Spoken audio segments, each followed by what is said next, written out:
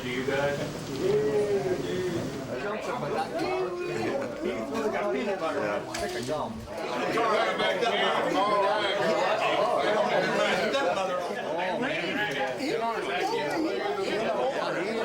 I tried it on me, but big on me, I knew it fit you.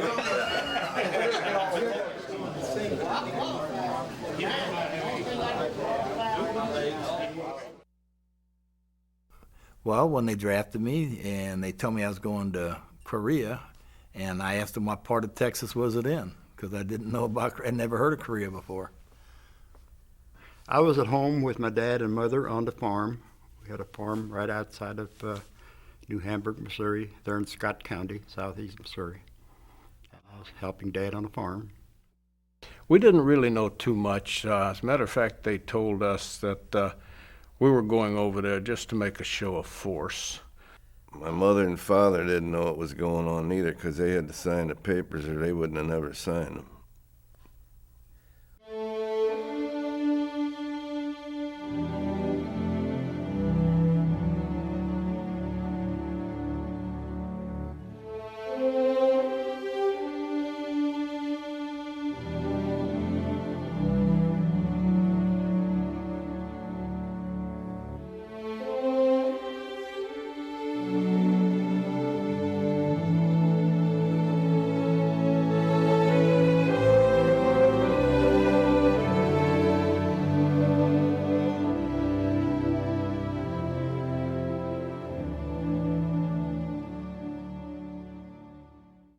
I went to Fort Leonard Wood, Missouri in November of '50 for my basic training. I had 14 weeks of basic infantry training. We trained for everything. We took all kind of training for almost every kind of gun there was, mortars, bazookas, and machine guns. I went to boot camp at Paracel in South Carolina. Then I went to Camp Lejeune, North Carolina, and joined the 2nd Marine Division. And when I stayed there a while, we went to San Juan, Puerto Rico on maneuvers down there, and then when we come back, they shipped us to Korea.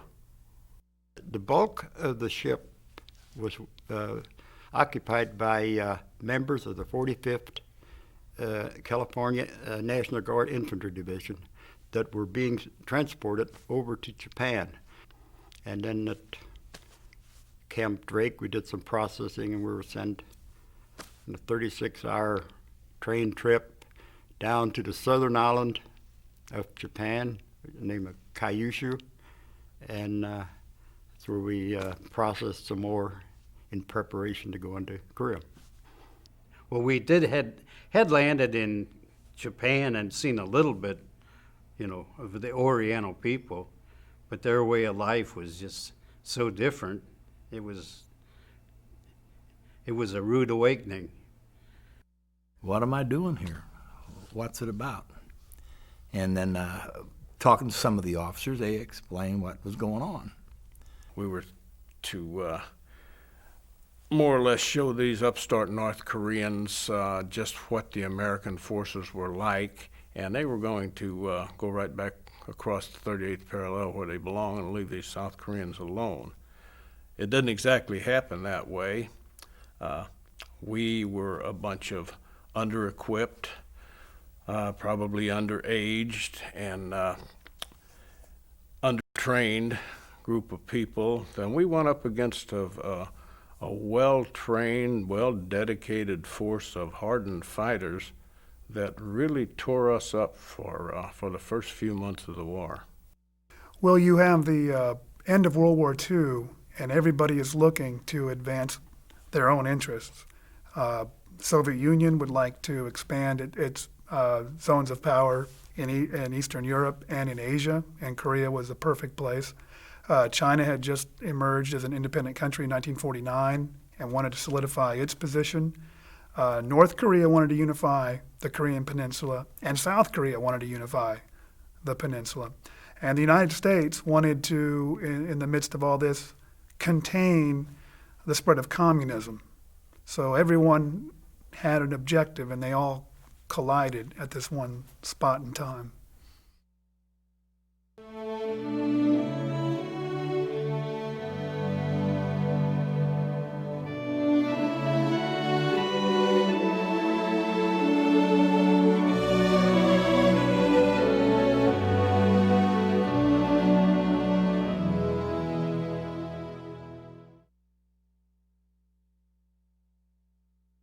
Pusan, Korea. We got on a train there and went up to the division rear, and then we stayed there for about a day or so, and then we got assigned to our companies up on the front lines. We landed in Korea. It was on the 31st of July in Pusan. I remember we slept overnight on the docks after we disembarked, and it was the next day that another troop ship arrived, and it came from San Diego, and it was with the 1st Marine Brigade. And we ended up going into a bivouac area near the Miriang River in the Pusan perimeter, along with the 1st Marines.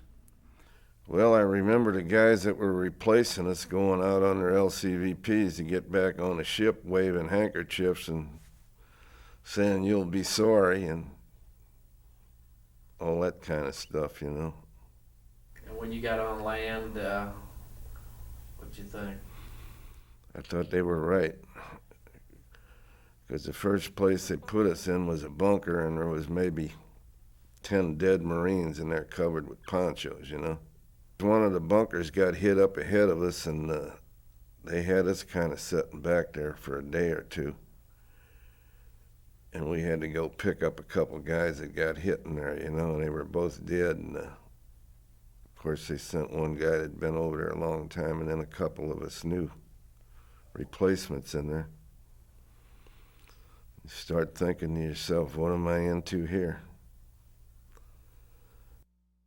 And at the 38th parallel, we stayed there for, a matter of hours while we dug in, set up forces, set up our defenses.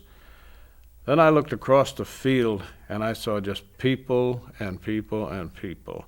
It was overwhelming. So many people were coming towards us.